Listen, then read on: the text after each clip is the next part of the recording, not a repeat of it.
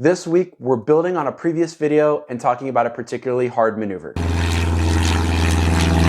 Welcome back to Grant's Pilot Advice. Today, we're going to talk about a maneuver that a lot of students find difficult, power off 180s. This video builds off of my previous video where we talked about simulated engine failures. If you haven't seen that video, go check it out. I'll have it linked below. I'm going to teach you how I fly a power off 180 in a Cessna Skyhawk. What works for you may be different. Personally, I had to talk to 3 flight instructors before I figured out what worked best for me. So, what is a power off 180? A power off 180 is a precision landing from a simulated engine failure in the traffic pattern. This is required for a commercial pilot certificate. Because it's a precision landing, the Airman Certification Standards give us a few limitations. We are allowed 200 feet beyond our selected point of landing, but 0 feet in front of our selected point of landing. It's important to learn power off 180s so that we can understand energy management with no engine power in the event of an engine failure in the traffic pattern or above the airport. To properly understand how to fly a power off 180, I'll break it down into 3 parts: the downwind, the base, and final. Starting with the downwind leg, you want to choose an easily identifiable landing point. I like to choose the 1,000-foot markers. Once you're abeam your landing point on the downwind, power goes to idle, and I like to hold my altitude until I slow down to my best glide speed. Once I reach my best glide speed, I set flaps 10 because it gives me a little bit of extra lift. I prefer to begin my base turn pretty close to the end of the runway, usually just off the end.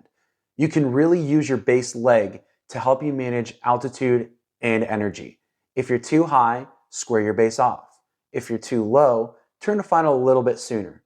It's really important to keep your landing point at the same position in your sight picture. If you notice it rising or falling, you need to correct accordingly. If you're too high and too fast, you can add more flaps to increase drag. If you've managed everything properly, the final should be pretty straightforward. I only add more flaps late on my base leg or on final as necessary.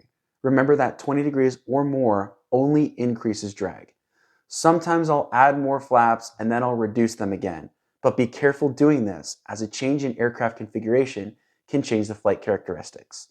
A forward slip can be really useful to lose a lot of altitude without an increase in airspeed.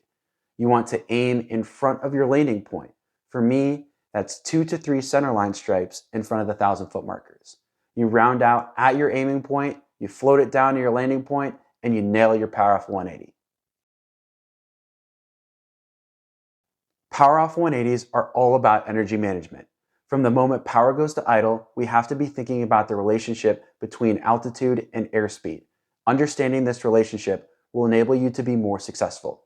In the event you do have an engine failure in the pattern, you'll be really happy that you practiced your power off 180s. Remember, this video is about what I do. Everyone flies different and prefers a different approach. Figure out what works best for you, your airplane, and your flying style.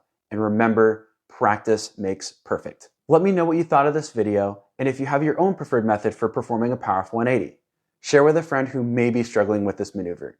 If you have questions for this video or suggestions for future videos, leave me a comment. Check out another video on my channel and subscribe while you're there. Thanks so much for watching, fly safe, and never stop learning.